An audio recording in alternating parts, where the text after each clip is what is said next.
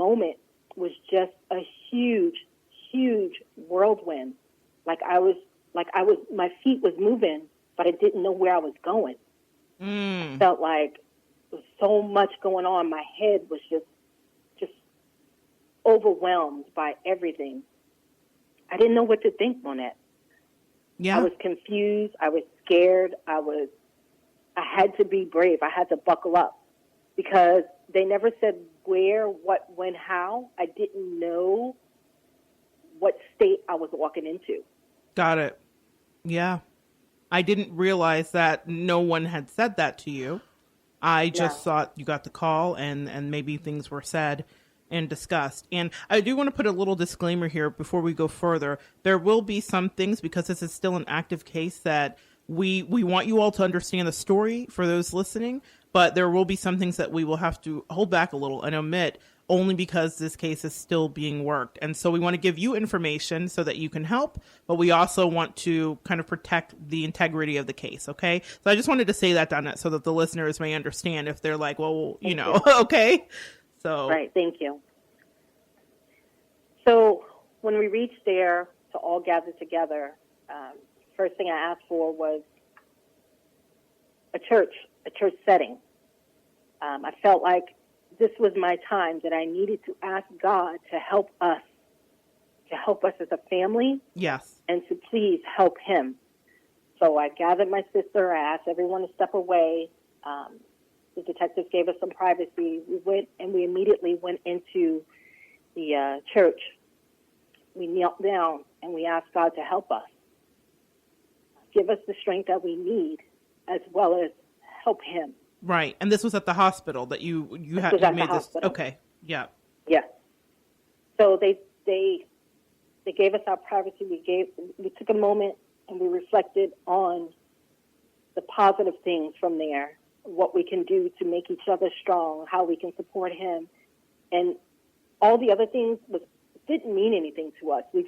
That was our moment to ask him to be graceful on him. Yes. So as time went, things changed, and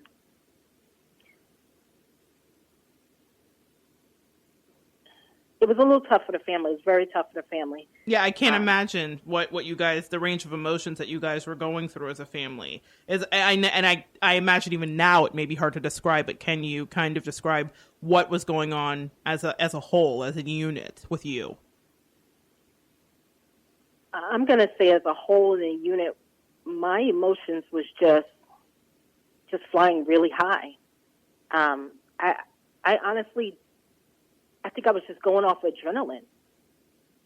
My main concern was to let him know that I loved him.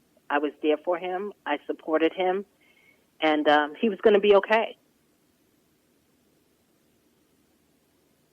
I felt like at one point I kind of let him down because it wasn't okay. You didn't let him down, Donette. I'll say that to you now because I have watched you take up this crusade to solve this case, and you have been vigilant. You have been a calm and steady hand when sometimes we have emotions that run wild, and I've seen your emotions, and I've known that they were running high, and I've known that you have had moments where you've broken down, but what I know is that you have never let up on the detectives. You have never let up on people that were questioned. You have always had a hand in this, made sure it got to the papers, made sure that you got as much notoriety and fanfare in regards to Kenny's case as possible. You are incredible, and I'm not just saying that to you now. I've watched you, and I've been so impressed with the fact that you have never let Kenny down in this. So please know that is not true at all. Do not say that, because it is not true.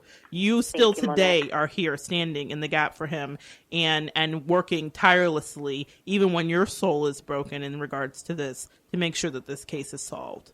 So I mean that, Donette, seriously. I've watched you. You've been incredible. I don't think I could do what you've done. Well, I feel like he was robbed. He was cut short of his life to enjoy life, where this person that was so full of life, that loved life, it was taken from him.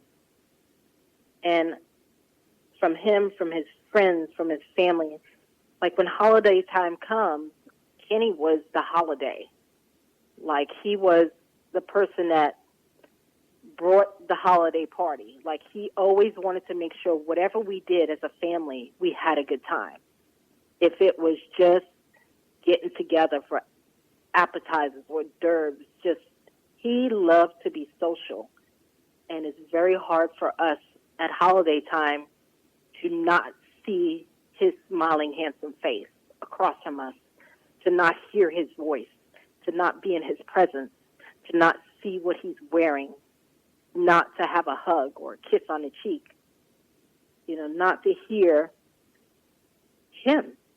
Yes, you are absolutely right. In fact, I will say that the last time that I saw Kenny, it was a Super Bowl party that you had invited me to, and the first person that I see when I walk in the door is Kenny, fresh head to toe, and he's welcome. He's saying, "Come on, Mo, there's food," and I stood outside with him that night, and we laughed and kind of chopped it up, and we were talking by the grill, and he was telling me jokes, and he was being funny, and it was a great, there was a lot of people. You guys always have a huge family of people always around. And so there's people coming and going. And he was telling the young guys, stay away from the cake right now. It's not time for that. He was keeping house in order. He was a man of the house. And it's just, it absolutely was devastating, I will say, because that Super Bowl is in February. This happens in March. I was shocked when you called me to the hospital that evening. I couldn't even believe I've never in my life known anybody that this has happened to. So I just couldn't even wrap my mind. Like I was just laughing with him and telling him he needs to cook my sausage longer on the grill. You know what I mean? I was just with him. So. And he loved to grill out. He loved to party. It would be Friday and he would say, come over on Sunday, let's cook out. And that was his thing. He loved to be the socialite of anything that he planned.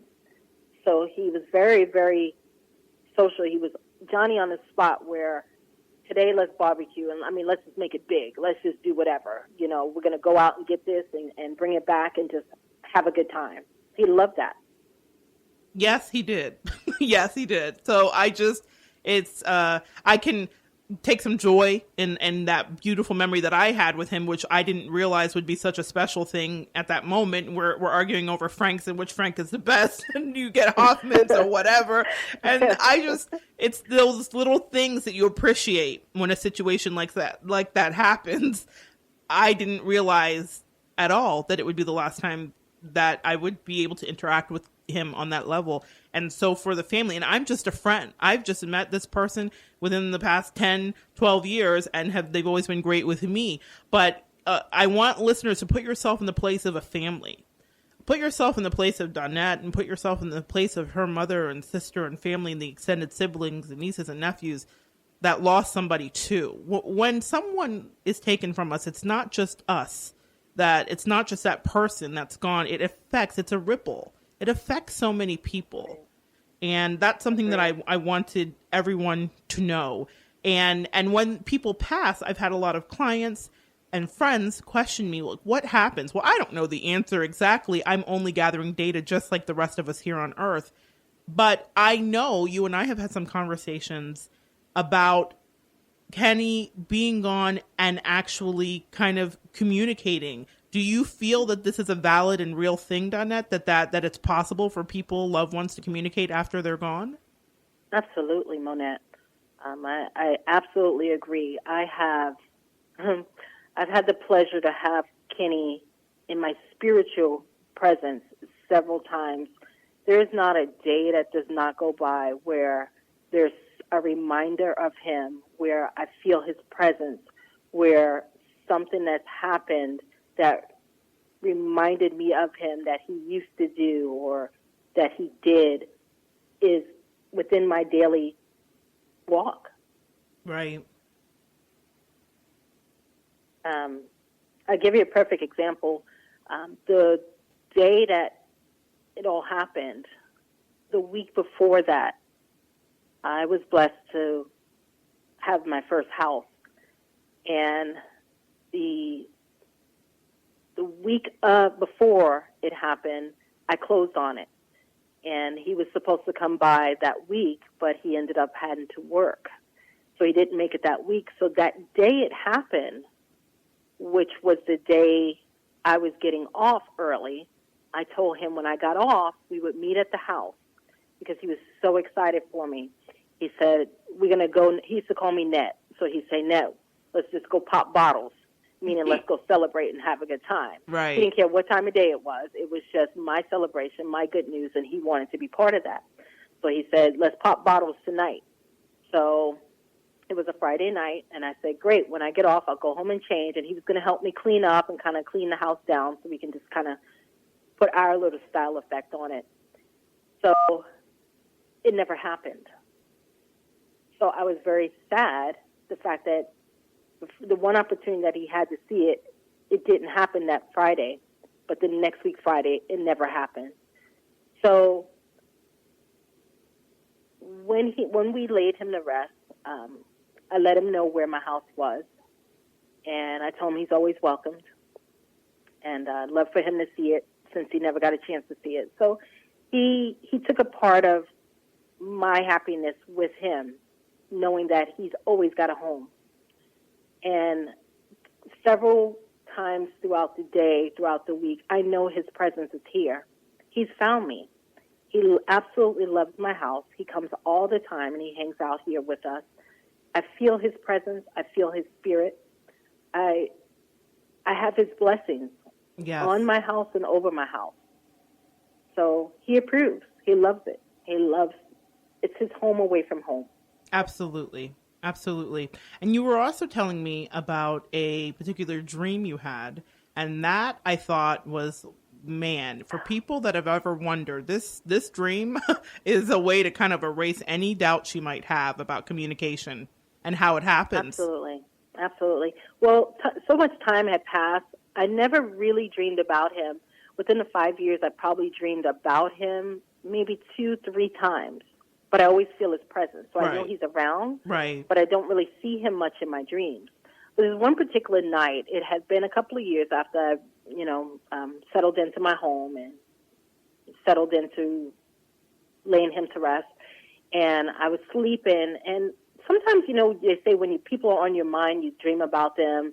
When you go to bed and they're on your mind, you dream about them. But I don't recall this night being any different than me constantly having him on my mind. He's always on my mind every day. But I didn't think it was any much more than what I had been the day before. Right. So I laid down to go to bed, and I can feel myself kind of drifting off into this dream. And I fell off to sleep, and I started dreaming about driving somewhere. I don't know where I was driving to, but I was driving in my car, and you know how you kind of waiting to merge into the next lane? Right. And you're just hoping that one person would just give you that opportunity to slow down. Yeah. Or just kind of give you the head nod to say you can go in front of me, and I'll hold back the traffic while you can sneak in and merge in front of me. Yes. So I was hoping for that one opportunity because the traffic was coming in constant. I believe I was getting on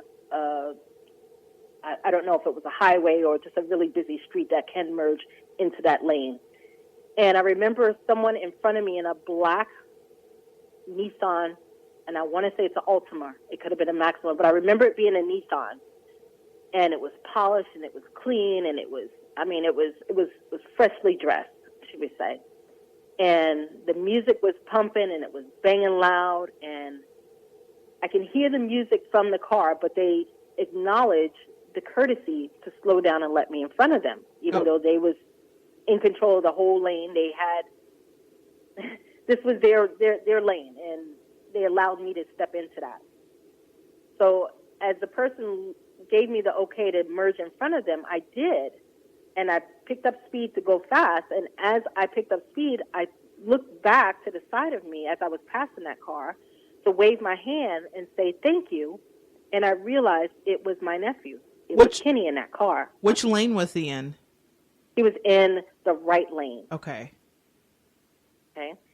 So as I look back and as I'm driving slowly past him, I can see the fitted hat that he always wore. Yes. He was scrunched down in his seat.